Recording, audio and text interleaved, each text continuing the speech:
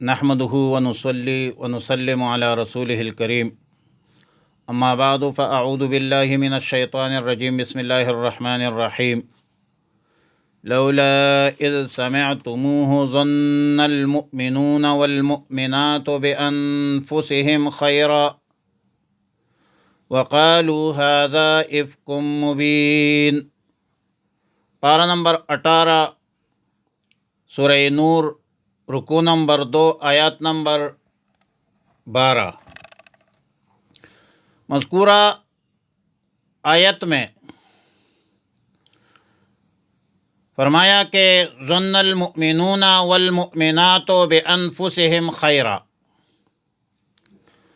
بانفسہم کے لفظ میں اشارہ ہے اس طرف کہ جو مسلمان کسی دوسرے مسلمان کو بدنام رسوا کرتا ہے وہ در حقیقت اپنے آپ کو ہی رسوا کرتا ہے، کیونکہ دین اسلام کی قرابت رشتہ ایک روحانی رشتہ ہے جو تجزی قبول نہیں کرتا، جو جز نہیں ہو سکتا، جو علیحدہ نہیں ہو سکتا۔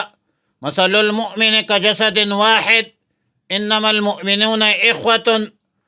تمام مسلمان آپس میں بھائی بھائی ہے اور ایک جسم کے مانند ہے۔ قرآن کریم میں دوسری جگہ فرمایا کہ لا تلمزوا انفسکم، یعنی اپنے آپ میں عیب مت لگاؤ۔ ظاہر ہے کہ فطرتاً کوئی بندہ اپنے آپ میں عیب تو نہیں لگاتا، اپنے آپ پر کوئی بندہ الزام تو نہیں لگاتا، بلکہ دوسروں پر لگاتا ہے، جو کہ در حقیقت اپنے آپ پر الزام ہوتے ہیں، اور یہ آپ کا مسلمان بھائی ہے۔ آپ کو اس حوالے سے احتیاط اور خیال رکھنا چاہیے۔ یہی ہے قرآن کے تعلیمات۔ اسی طرح دوسری جگہ فرمایا کہ وَلَا تَقْتُلُوا أَنفُسَكُمْ، اپنے آپ کو قتل مت کرو۔ مطلب یہ ہے کہ کسی مسلمان بھائی کو قتل مت کرو۔ اسی طرح ایک اور جگہ پر فرمایا کہ وَلَا تُخْرِجُونَ أَنفُسَكُمْ مِنْ دِيَارِكُمْ، یعنی اپنے آپ کو گھروں سے مت نکالو۔ اب کوئی بھی بندہ اپنے آپ کو گھر سے قصداً آمدن اپنی مرضی سے نہیں نکالتا۔ مطلب یہ ہے کہ دوسرے مسلمانوں کو گھروں سے مت نکالو۔ اسی طرح ایک اور جگہ فرمایا فَسَلِّمُوا أَنفُسَكُمْ، اپنے آپ کو سلام کرو۔ اب ظاہر ہے کہ اپنے آپ کو سلام کیسے کرے، بلکہ دوسرے مسلمانوں کو سلام کرتا ہے۔ لہذا آیت مذکورہ کا ما هو المقصود یہ ہے کہ کسی مسلمان کے دل آزارے اس پر الزامات اتہامات لگانا ایسا ہے کہ جیسا کہ آپ خود اپنے آپ پر الزامات اور اتہامات لگاتے ہیں۔ اور مقصد یہ ہے کہ مسلمان مردوں اور عورتوں نے اپنے مسلمان بہن بھائی کے بارے میں نیک گمان کیوں نہیں کیا؟ بِأَنفُسِهِمْ خَيْرًا، اپنے آپ پر انہوں نے خیر کا گمان کیوں نہیں کیا، بدگمانی کیوں کی ہے؟ اور یہ کیوں نہیں کہا کہ ھذا افک عظیم، ھذا افک مبین، یہ تو واضح جھوٹ ہے۔ اس تہمت کو، اس الزام کو مسلمانوں نے مجموعی طور پر تو رد کیا تھا، لیکن جو چند 2-3 بندے تھے انہوں نے رد کیوں نہیں کیا؟ اور قرآن کریم میں اس تعلیم کا اثر یہ ہے، یا قرآن کریم کی جو تعلیمات ہے اس کا اثر یہ تھا کہ جب مسلمان پوری قوت اور طاقت سے ابھرے تو ایک جان ہو کر ابھرے ہے۔ ہر فرد صحابہ کرام میں سے ستاروں کے مانند تھی، وَهُمْ كَالنُّجُومِ فِي السَّمَاءِ، اس کے اندر وحدت تھی، اس کے اندر یکجہتی تھی، وہ مسلمان دوسرے مسلمان کو بھائی سمجھتے تھے۔ قرآن کریم کے تعلیمات اور رسول اللہ مبارک صلی اللہ علیہ وسلم کے تعلیمات پر، قرآن و سنت پر عمل کرنے والے تھے۔ اور آج مسلمانوں کے مابین وحدت نہیں ہے، اور اس قرآن کی تعلیمات کو چھوڑنے کا نتیجہ یہ ہوا کہ آج ہم اپنے آنکھوں سے دیکھ رہے ہیں کہ سب گرے اور ہر فرد گرا۔ فلسطین، کشمیر، جدھر بھی آپ دیکھ رہے ہیں کہ مسلمان مظلوم ہے، خون مسلمان کا بہہ رہا ہے، اور پھر ہماری حالت یہ ہے کہ نہ تو بدلا، نہ میں بدلا، نہ دل کے آرزو بدلی، میں کیسے انقلاب اعتبار آسما کر لوں۔ مسلمان ایک جسم کے مانند ہے بھائی، یہ سمجھ لو۔ جب مسلمان یکجان نہ ہو جائے یہ بکھرے رہیں گے۔ تو قرآن کی تعلیمات یہ ہے کہ ایک ہو جاؤ،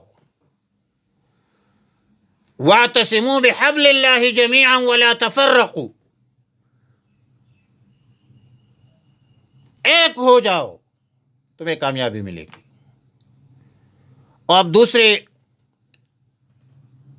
آیت کا تقاضا ہے، اور دوسری بات جو اس آیت میں ہے کہ لولا اذ سمعتموہ ظن المؤمنون والمؤمنات۔ آیات کا تقاضا تو یہ تھا کہ یہ فرماتے کہ لولا اذ سمعتموہ ظننتم بانفسکم خیرا، بصیغہ خطاب فرما دیتے،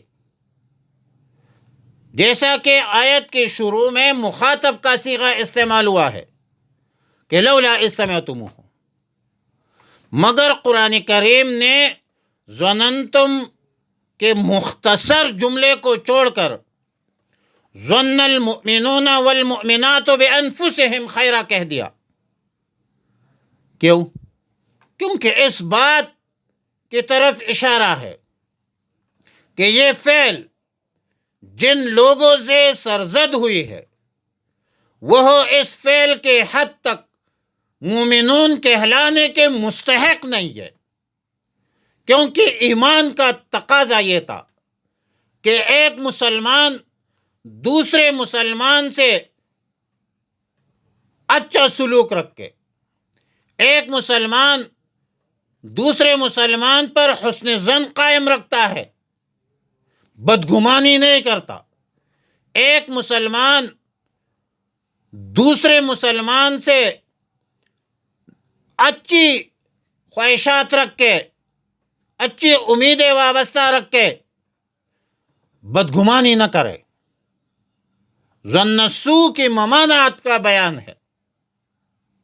اور تیسرا یہ جو آخری جملہ ہے آیات کریمہ میں، وَقَالُوا هَذَا إِفْكٌ مُبِينٌ، اس میں تعلیم یہ ہے کہ ایمان کا تقاضا یہ تھا کہ مسلمان اس خبر کو سنتے ہی یہی کہہ دیتے کہ یہ تو کھلا جھوٹ ہے، اور یہ تقاضا تھا ایمانی فراست کا، یہی تقاضا تھا بصیرت کا، یہی تقاضا تھا حکمت کا۔ اس سے ثابت ہوتا ہے کہ کسی مسلمان کے بارے میں جب تک کسی گناہ یا عیب کا، جرم کا آپ کے پاس کوئی دلیل شرعی نہیں ہے، اس وقت تک آپ نے نیک گمان رکھنا ہے۔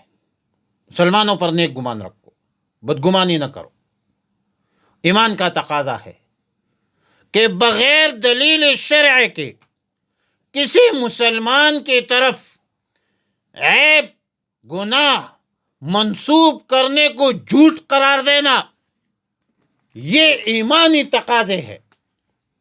لہذا ہر مسلمان دوسرے مسلمان مرد و عورت پر حسن ظن رکھ کے اور اچھا گمان رکھنا یہ واجب ہے.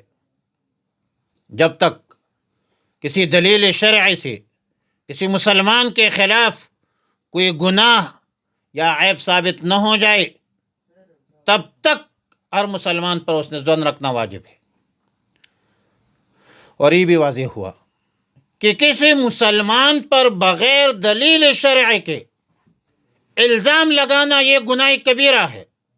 جس طرح بدگمانی گناہ کبیرہ ہے، اس طرح بغیر دلیل شرع کے الزام لگانا یہ گناہ کبیرہ ہے.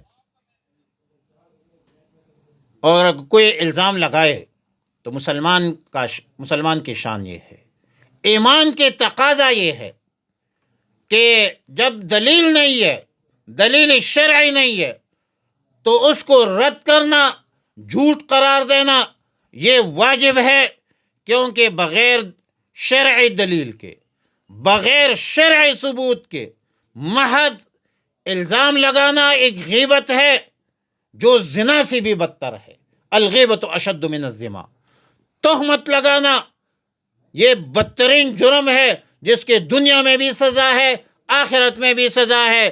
اور ایک اور بات کہ مسلمانوں کو بلا وجہ رسوا مت کرو.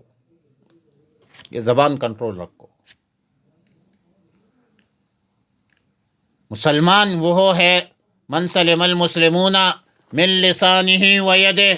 مسلمان کی تعریف رسول اللہ صلی اللہ علیہ وسلم نے یہ فرمائی کہ المسلم من، مسلمان وہ ہے سلم المسلمون جو محفوظ ہو ان سے دوسرے مسلمان، من لسانہ اس کی زبان سے، و یدہ ان کے ہاتھ سے.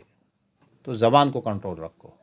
کسی مسلمان کے خلاف سازشیں مت کرو، الزامات مت لگاؤ، تہمتیں مت لگاؤ. اور قرآن کے آیت سورہ نور آیت نمبر 12 فرمایا لولا، کیوں نہیں اس سمے تم ہو جب سنا تم نے اس تہمت کو، ظن المؤمنون گمان کیا مسلمان مردوں نے، والمؤمنات اور مسلمان عورتوں نے، بانفسہم اپنے لوگوں پر، خیرا نیک گمان، وقالو کیوں نے کہا، کیوں نے کہہ دیا، ھذا افک مبین یہ تو بہتان ہے واضح. وصلی اللہ علی النبی الامی الکریم وعلی آلہ واصحابہ اجمعین.